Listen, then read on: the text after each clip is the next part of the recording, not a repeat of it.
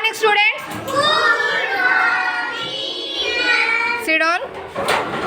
ಇವತ್ತು ಕನ್ನಡ ಚಟುವಟಿಕೆ ಗುಣಿತಾಕ್ಷರಗಳು, ಸ್ವರ ಚಿಹ್ನೆಗಳಿಂದ ಗುಣಿತಾಕ್ಷರಗಳು ಮಾಡುವ ಚಟುವಟಿಕೆ. ಗುಣಿತಾಕ್ಷರಗಳು ಎಂದರೇನು ಮನಸ್ವಿ?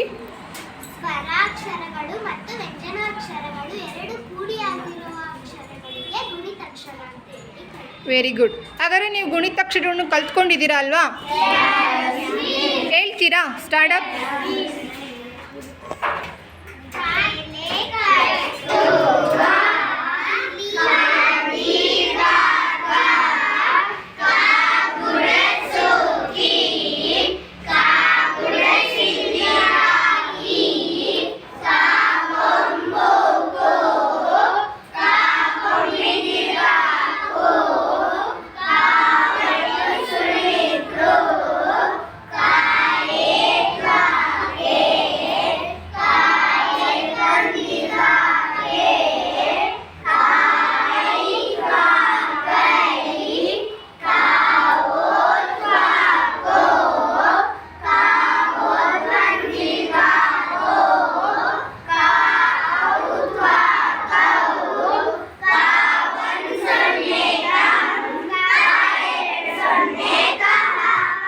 Very good.